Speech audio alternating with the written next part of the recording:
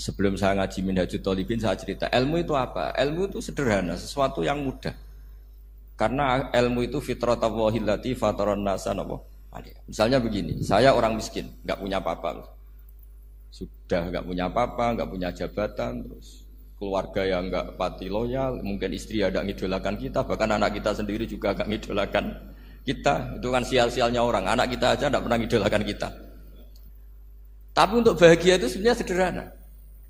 Sederhananya begini, orang pinter itu ingin mempertahankan kehidupannya, terus pinter sampai berobat habis banyak ke Belanda, ke Jepang supaya mempertahankan nyawanya. Si miskin ini kalau dia setiap makan, ya Allah, saya dengan makan ini mempertahankan nyawa saya. Sehingga makan itu satu kajian ilmiah bahwa ini luar biasa.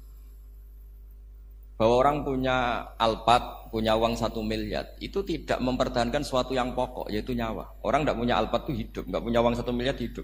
Tapi kalau nggak punya nasi 1 piring, nggak punya air 1 gelas bisa mati. Artinya apa? Orang miskin itu yusyarikul aghniya, sama dengan orang-orang kaya dalam hal kepemilikan hal-hal yang pokok. Tapi kadang-kadang orang miskin itu ya nyon sewu agak belagu, sudah miskin ingin punya Alphard, sudah miskin ingin punya, ya dia tersiksa. Harusnya cara berpikir nggak punya Alphard tuh masih hidup, nggak punya uang 1 miliar masih hidup. Yang punya Alphard hidupnya juga pakai nasi 1 piring, yang punya uang 1 miliar juga pakai nasi. Ya kalau itu kan sama, saya punya. Kalau gitu kan bisa miskin rasa kaya. Itu memang harus dilatih. Nah, kalau orang kaya kan rumahnya banyak di mana-mana. Memangnya kalau rumahnya banyak di mana-mana terus tidur di sini 1 jam, di rumah itu 1 jam, malah nggak bisa tidur kan? Tetap aja yang dipakai 1 kamar. Itu gunanya apa punya rumah banyak? Setidaknya zaman miskin itu dia berpikir gunanya apa punya rumah banyak yang dipakai ya hanya 1. Meskipun suatu saat kalau dia kaya juga berpikirnya agak rubah. Ya penting punya rumah banyak biar kemana-mana punya rumah, nggak apa-apa. Tapi sementara masih miskin jangan berpikir seperti itu. Nah yang menjadi miskin kacau kan sudah miskin berpikirnya gaya orang kaya, itu kecelakaan. Lah itu ilmu, maksud saya itu ilmu. Sehingga dulu Nabi ngajari orang miskin itu sederhana. Ketemu orang miskin sama Nabi diajarkan. Nabi diantara ajarannya begini. Ada seseorang man asbaha, orang yang setiap harinya mu'afan fi jasadi, dia sehat, aminan fi sirbi, negara dalam keadaan aman, tidak dalam ancaman. Indahu qutu yaumi, dia hari itu punya makan. Faka'an nama khizat lahu dunya bihadzafiriha, berarti dia sudah punya dunia dan seisinya. Karena polanya sama. Buat Presiden Amerika itu yang untuk mempertahankan nyawanya ya makan pokok dan minuman pokok, bukan jabatannya sebagai presiden atau punya uang triliunan. Orang paling kaya di Indonesia juga gitu, untuk mempertahankan hidupnya juga dengan makanan pokok. Dan itu orang miskin punya. Kehidupan paling top itu apa? Ya kehidupan yang mempertahankan nyawa itu yang paling top, lainnya itu enggak. Karena mempertahankan nyawa ini super penting. Dan orang miskin bisa. Nah, saya berharap ilmu seperti inilah menjadikan dulu itu kuat ketika melawan Belanda. Kenapa kuat? Karena mereka gampang syukur. Barokahnya gampang syukur itu selesai dengan dirinya sendiri. Kalau bahasa intelektualnya itu, orang kalau sudah selesai dengan dirinya sendiri bisa berpikir memanfaati pada orang. Dulu orang-orang miskin ketika era sahabat, termasuk era para ulama yang mendidik para umatnya, itu selesai dengan dirinya sendiri. Nah sekarang banyak orang miskin juga termasuk orang kaya, bahkan belum selesai dengan dirinya. Wah itu angel, ngajak jihad angel, karena dengan dirinya saja belum selesai. Maka masyhur itu kan ketika perang Tabuk ada orang datang, kira-kira kalau Indonesia pakai beras 4 kilo, ya Rasulullah yang 2 kilo tak kasihkan keluarga kami supaya bisa makan, yang 2 kilo tak kasihkan jenengan untuk biaya perang. Perang Tabuk itu perang tersulit, disebut perang Dhatil Usra. Sekarang hitung saja, ini coba dihitung, mungkin yang bagian kasir tahu. Kalau 2 kilo kali 3.000, umat Islam pas itu sekitar hampir 3.000, itu sudah 6.000 kilo. 6.000 kilo itu artinya apa? Orang miskin ketika perang membiayai dirinya sendiri, itu satu. Kedua, dengan mental memberi, orang ini tidak tamak. Barokahnya tidak tamak, tidak nyalahkan yang kaya. Efek dari itu apa ketika perang Tabuk? Sumbangan dari Sayyidina Utsman yang jumlahnya besar sekali, yaitu diantaranya 1.000 dinar. 1 dinar kira-kira 4,25 gram, berarti sekitar 4.000 gram. Itu bisa diberikan alat perang. Sumbangan dari Abu Bakar juga bisa dipakai beli kuda untuk perang. Nah bayangkan kalau kebutuhan orang miskin ini untuk makan itu nggak mau urun. Wah saya miskin, nggak perlu urun, saya miskin dipakai alasan terus. Maka jumlah 3.000 ini akan mengurangi anggaran untuk belanja peralatan perang. Karena untuk konsumsi orang miskin. Jadi itu kadang mangane tanduk, itu kan repot. Wes miskin mangane tanduk, nak antri mo, kan ribet. Artinya apa? Perang ini tidak fokus karena ngurusi konsumsi untuk orang-orang miskin. Nah, dulu zaman Nabi orang miskin pun semuanya heroik. Mereka dibantu gak mau, inginnya bantu. Sampai dicibir sama orang munafik. Apa gunanya sedekah 2 kilo? Perang ini perang besar antar negara. Pas itu mau perang melawan Romawi. Sampai orang munafik bilang alladzina almizuna almuttawiina minal mu'minina fis sadaqati walladzina la yajiduna illa juhdahum faskharuna minhum. Orang-orang munafik digambarkan Allah orang-orang yang mencibir sedekah kecil. Wong untuk perang besar kok sedekahnya hanya 2 kilo. Tapi yang mahal bukan 2 kilonya. Kalau ada 1 juta orang miskin menyumbang negara 20.000, itu artinya apa? Kita punya rakyat yang inginnya hubungannya dengan negara memberi. Tapi coba kalau kita 2 juta rakyat yang inginnya dari negara mendapat, pegawainya demo ya.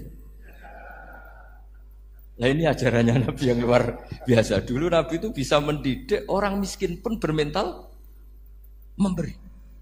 Nah barokahnya bermental mandiri ini mereka selesai dengan dirinya sendiri.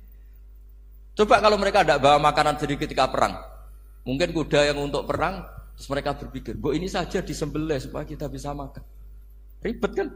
Ngapain beli senjata yang mutakhir, makan saja nggak bisa. Tapi barokahnya mereka urun sendiri. Mereka selesai dengan dirinya sendiri. Ini hebatnya didikannya Rasulullah Shallallahu Alaihi Wasallam. Lalu dulu Mbah Hashim dan kawan-kawan itu berhasil mendidik seperti itu. Santri yang miskin-miskin itu kalau ngaturi kiai duwene telo itu dikekno telo. Duwene wi ya dikekno wi. Jika kiai sing wis mapan-mapan, misalnya kados kula wonten kan mun setengah mapan. Ya akhirnya ya iso mangan wi. Jebule wi ku ya enak. Santri ya seneng mergo kiai ini seneng pancen wis suwi mangan pizza misalnya. Lah tapi nek sing melarat terus aku melarat kiai tak kei wi mosok doyan. Wis melarat medhit di alasan kan ribet kan. Ini yang perlu dihilangkan. Medhit kok berargumentasi. Tapi yang mahal itu bukan winya, mental memberi. Orang itu kalau mentalnya memberi itu berarti selesai dengan dirinya. Tapi kalau tidak bermental memberi pasti tamak. Dan tamak itu mesti menghakimi orang lain. Maka dalam kitab hikam diterangkan penyakit terberat itu tamak. Kenapa? Karena orang pikir itu tidak ada kata-kata kitab hikam, bukan kata saya. Yang ada itu tamak. Misalnya gini, saya kenal PLT Bupati Kudus. Tidak pernah saya bilang beliau kikir. Tapi sekali saya pernah ngajukan proposal tidak kesampaian. Wah, beliau medit. Jadi saya menvonis medit itu sebetulnya ya karena punya keinginan tidak kesampaian. Coba kalau ndak, gue medit orang serap penting. Misalnya anak-anak muda sama orang-orang cantik di Jakarta, pernah nggak kamu bilang itu sombong? Ndak kan? Setelah kamu bilang, Mbak aku ingin kenalan mbak sampean, terus dia agak mau, baru kamu bilang sombong karena keinginan kamu ndak. Nah, bayangkan kalau orang bermental tomak, kayak apa bangsa ini? Nah, sahabat itu dididik oleh Nabi, tomak itu selesai karena keinginan mereka memberi. Sehingga Indonesia bisa merdeka begini itu barokahnya didikan ulama, semuanya ingin memberi. Dulu belum ada negara, tentara-tentara kemerdekaan kalau di kampung-kampung itu ya dibiayai donatur-donatur, termasuk bahasa saya, bu saya dulu. Bu itu berapa ton aja beras untuk pasukan Hizbullah, pasukan TNI. Di Aceh ada Daud berih, ada yang baca berueh. Jadi baca aja kayak kira asap ada yang berih, ada berueh, saya juga nggak tahu orang Aceh kalau baca berih. Nyumbang berapa emas untuk kemerdekaan Indonesia. Yang Kesultanan Jogja Legowo. Jogja tidak lagi negara tapi diberikan bagian dari Indonesia dan seterusnya. Nah, jadi semua ini barokahnya didikan Rasulullah SAW yang diteruskan para ulamanya bahwa nomor 1 didik masyarakat itu bermental memberi. Dengan bermental memberi apapun kecilnya ini selesai dengan dirinya sendiri. Itu kalau sampean nggak punya mental memberi, nanti pulang dari Pemda, sok acara kabupaten berkata ini tok ribet itu. Awas itu, bar ngaji langsung lali berarti sampean. Sudah kalau nggak urun ini sudah luar biasa, nggak urun untuk berkat itu sudah luar biasa. Jadi itu yang makanya Nabi itu Quran dimulai wa mimma rusaqnahum apa? Yunfikun. Quran mengajarkan bermental memberi, yunfikun. Nabi berkali-kali ngulang al yadul ulya khairum al yadis sufla. Dan memberi itu tidak harus nunggu kaya. Gambarannya Quran tentang orang baik itu gimana? Alladzina yunfikuna fis sarra wad dharra. Bukan fis sarra saja, ketika wad dharra juga. Saya pernah guyon sama orang kaya di Jakarta. Dia uangnya miliaran, mungkin malah triliunan. Guyon sama saya, Gus saya ini sudah sekian bangun masjid di mana-mana. Saya ini berarti hebat. Enggak kata saya. Enggak ada masjid agama tetap jalan kata. Karena di kampung-kampung sudah banyak masjid kata. Masih keren tukang becak kata. Kok bisa Gus? Sampai nyumbang masjid 1 miliar, itu masjid apa kata saya? Ya masjid-masjid besar. Nah, itu paling dipakai kubah atau menara atau apalah yang tidak mendesak. Tapi kalau orang miskin, ngutangi orang miskin itu kalau nggak utang hari itu nggak makan. Kan nggak mungkin tukang becak ke utang ada bank atau orang kaya raya kan kenal saja ndak. Mesti orang miskin utangnya sama orang miskin. Saya kalau orang kaya utang Habibidin mesti mau beli Innova karena level orang elit jadi utangnya itu beli Innova, aksesoris Innova, seri terbaru.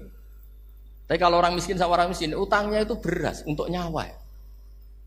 Artinya apa? Kalau saya diutangi Habibidin untuk beli Innova itu ganjarannya itu sekunder. Tapi kalau sesama orang miskin itu ganjarannya primer. Keren mana? Hutang-hutangannya orang miskin sama orang kaya. Satu menyelamatkan nyawa, satu menyelamatkan citra. Dia baru sadar, ternyata orang miskin lebih hebat ketimbang saya, lebih hebat tapi tidak usah ditiru kata saya. Cuma dia menjadi tidak sombong sekian miliar yang disumbangkan ke masjid karena dia menjadi tahu ternyata itu tidak banget. Nah, kecuali masjid-masjid yang kamu nyumbang memang masjid perintis di daerah-daerah yang belum ada masjid. Kalau masjid-masjid besar itu kan kadang kebutuhannya sudah selera, bukan pokok. Nggak saya ini cerita ya, jadi supaya orang tahu lah. Zaman Nabi itu orang sudah selesai semua dengan dirinya sendiri. Jadi maksud saya Islam nggak apa-apa tanpa masjid itu masjid yang sudah sifatnya selera. Indonesia kan masjid sudah sifatnya selera semua. Yang dikatakan masjid pokok kan yang dipakai sholat bisa, dipakai alat sesuci bisa. Tapi kalau sudah selera ya pondasinya harus begini, lampunya harus dari kristal, terus kubahnya itu sudah selera. Nah rata-rata sumbangan yang miliatan itu kan sudah ke selera. Sementara orang miskin utang-utangan sama orang miskin untuk menyelamatkan apa coba? Nyawa. Artinya para orang miskin jangan kecil hati, wah saya sudah kok hanya 2 kilo, tapi 2 kilo nyawa. Dan itu pahalanya luar. Nah ini ilmu asal saja. Nah dia itu berhasil seperti itu sehingga orang-orang miskin dulu tuh ngurmat tentara itu ya nganggo wi, nganggo telo, bahkan ada yang pakai apa itu Pak Hartopo itu pisang itu, arasnya pisang itu, gronggolnya pisang sudah dipakai saja Pak tentara. Tentara di mana-mana bisa makan. Coba kalau yang ngamal yang kaya itu tidak cukup. Tapi barokahnya yang miskin juga ikut ngamal itu cukup karena yang miskin itu mayoritas. Jadi didukung kaum miskin pasti menang lah kan kira-kira gitu. Karena di mana-mana orang miskin itu banyak. Menemukan orang kaya itu nyari data. Kalau menemukan orang miskin seketemunya pasti ketemu. Dan orang miskin ini dididik ulama untuk berkontribusi. Sehingga banyak tentara yang ketika dicari Belanda pura-pura jadi petani. Ini juga yang menyelamatkan orang miskin. Nah, ulama dulu tuh orang paling sukses mensuasanakan seperti itu. Nah, itu yang diceritakan di perang Tabuk, mimpa dimaka tazihu qulubu fariqim minhum. Jadi perang Tabuk itu perang di antara yang paling diceritakan Allah berkali-kali apa? Ya Rasulullah tadi malam saya buruh dan ini dapat 2 sok ya kira-kira berapa kilo lah. Yang separuh untuk keluarga kami, yang separuh saya sumbangkan ke jenengan. Lu coba perang antar negara hanya menyumbang 2 kilo beras. Bayangkan. Tapi nilainya bukan 2 kilo. Kalau 2 juta rakyat Indonesia nyumbang 2 beras, artinya hubungannya dengan negara hubungan ingin memberi. Dan barokahnya hubungan ingin memberi, ora pati kecangkeman toma, ora pati kakean menuntut. Ini yang mahal itu yang nggak ternilai itu. Dan itu menjadi kekuatan yang luar biasa sehingga umat Islam bisa mengalahkan pasukan Romawi. Nah Indonesia dulu kira-kira seperti itu pra-kemerdekaan.